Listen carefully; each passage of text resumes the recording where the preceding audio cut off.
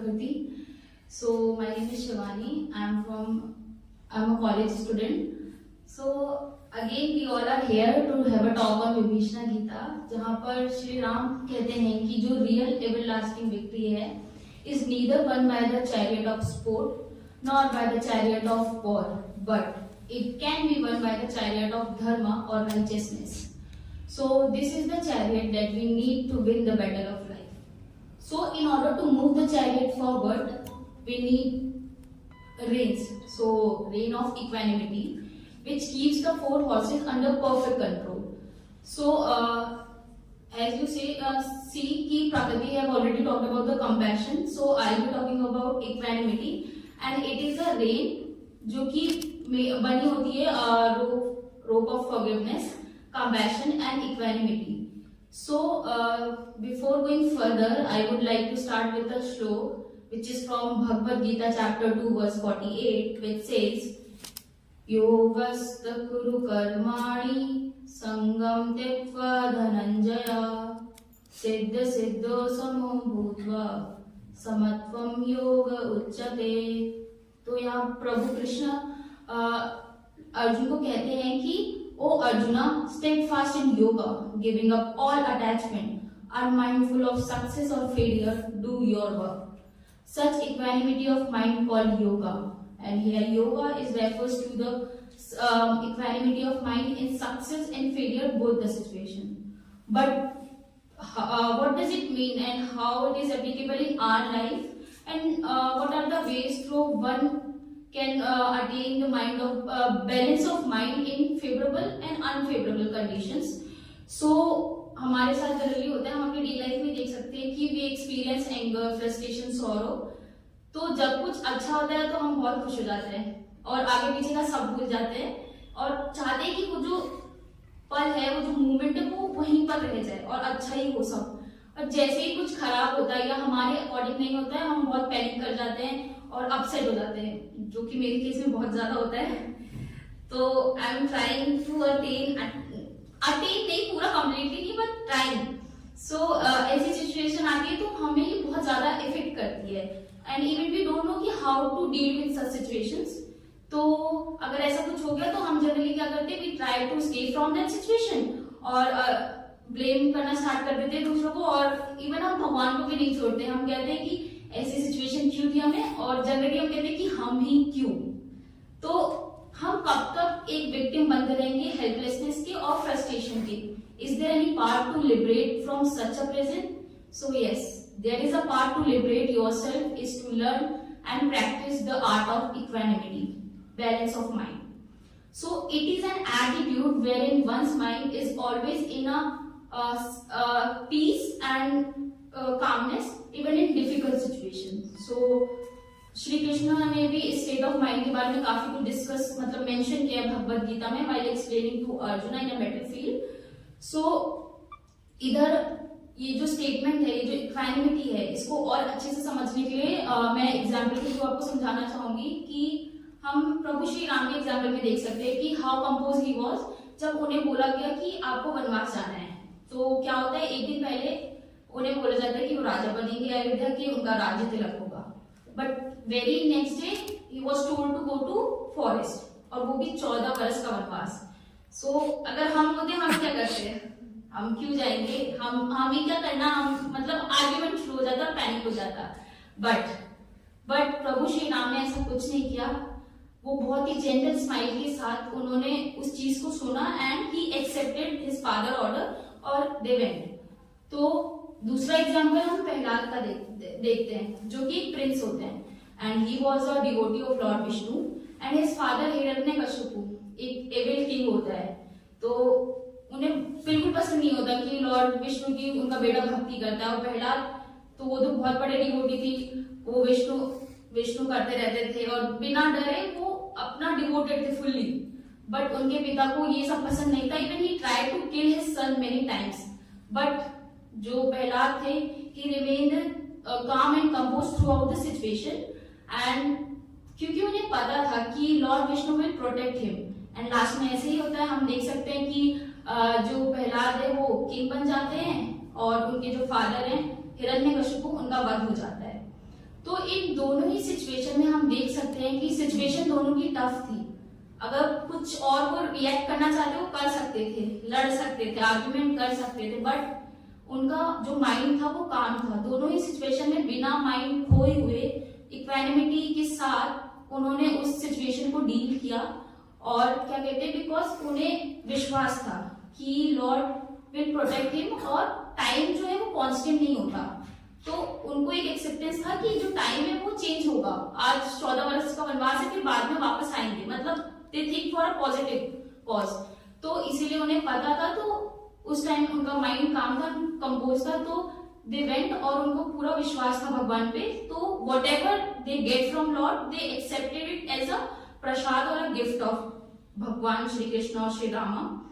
सो अब will talk about कि ये सब तो हमने एग्जाम्पल के थ्रू देख लिया, बट एज अ स्टूडेंट हमारे लिए कहाँ इक्वानिमिटी होनी चाहिए, हम इस चीज को कैसे समझे अपनी लाइफ में।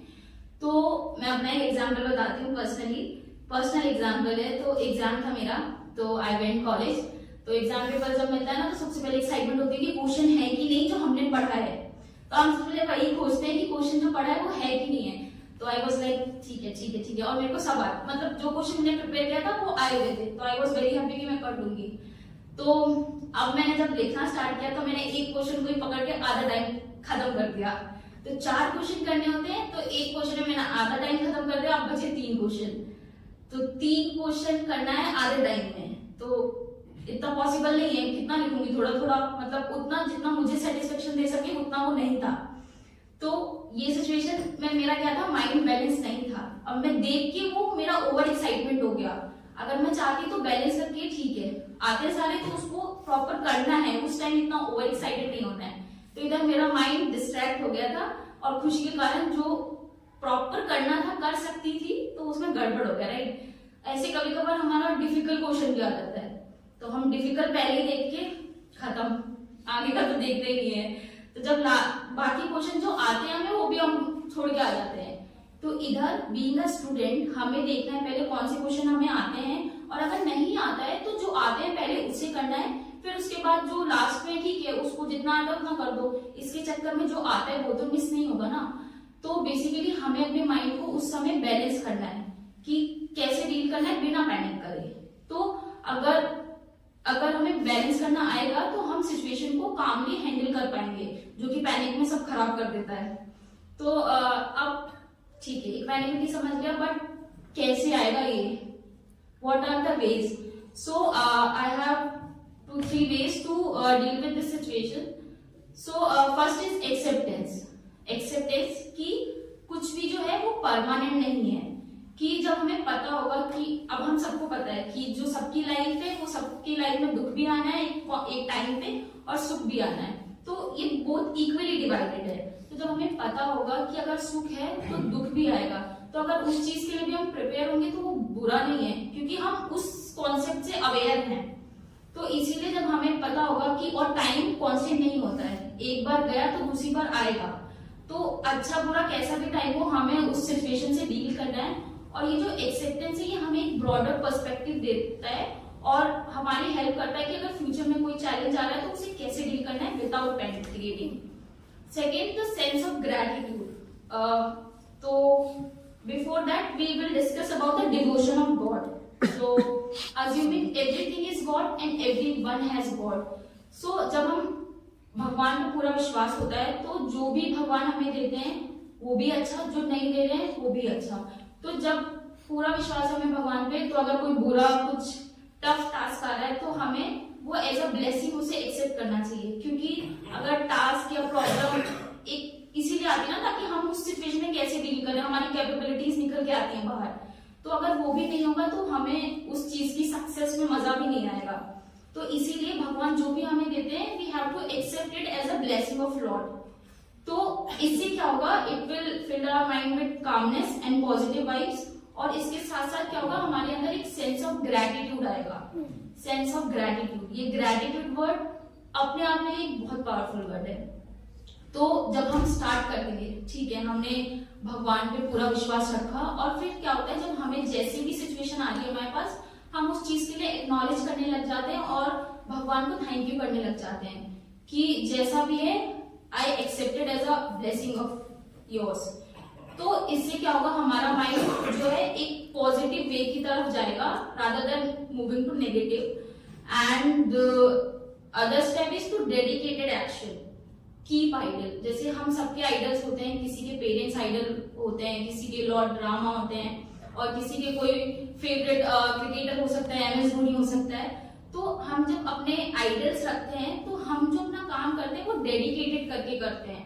जैसे कि एग्जाम्पल हनुमान जी, उन्होंने अपना सारा काम प्रभु श्री राम के चरणों में अर्पित किया। तो उन्होंने कुछ भी बोला, उन्होंने भगवान का नाम लेके सब किया, इवन विदाउट थिंकिंग कि इसका कॉज कैसा होगा, फिर चाहे लंका जाना पड़े या फिर सजीवनी बूटी लेके आना पड़े, ही एक्सेप्टेड। और उन्होंने अपना सारा काम डेडिकेट किया। तो जब हम डेडिकेट करके काम करते हैं तो हम ना कंप्लेन करना कम कर देते हैं, क्योंकि हमें पता है हम काम अपने लॉर्ड के लिए कर रहे हैं, तो हम जितना बेस्ट दे पाएंगे उतना देंगे। इससे क्या होगा, हमारा माइंड रिस्ट्रेन करेगा from the negative thought. So the other is to service to mankind and wish happiness for all.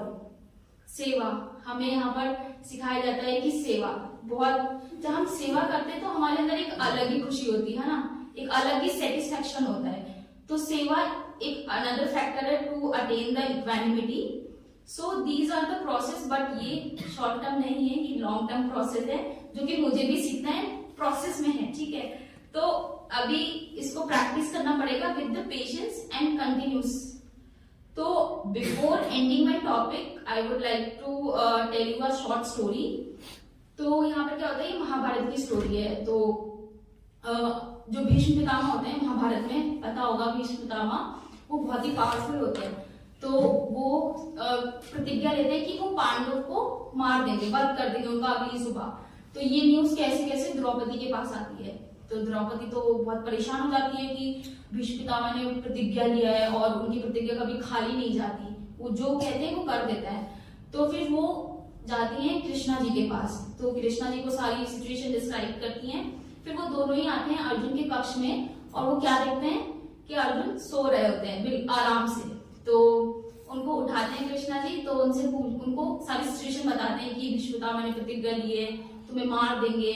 तो फिर अर्जुन बहुत आराम से कि गोविंद आप सो जाइए, रात हो रही है, मैं भी सो रहा हूँ। तो फिर कृष्णा जी फिर उठाते हैं, फिर कहते हैं तुम इतना काम कैसे हो सकते हो, अगले दिन भीष्म पितामह कह रहे हैं तुम्हें मार देंगे और मतलब वॉर की सिचुएशन और तुम इतना पीसफुली सो रहे हो, ऐसे कैसे। तो जो अर्जुन है वो बहुत ही प्यार मतलब बहुत पोलाइटली के साथ बोलते हैं कि जिसके लिए रात भर जगने के लिए गोविंद है, उसे चिंता करने की क्या जरूरत। तो इधर इट रिफ्लेक्ट्स कि जो अर्जुन थे ही had a full faith on lord Krishna. So उनको पूरा विश्वास था कि भगवान श्री कृष्ण उनके साथ है, उनका कुछ हार्म नहीं हो सकता। तो पूरा सरेंडर उन्होंने श्री कृष्ण को किया था। तो इधर यही रिफ्लेक्ट करता है। तो इसीलिए जब हमें लॉर्ड पे डिवोशन होगा तो it will make the path easier to reach the equanimity.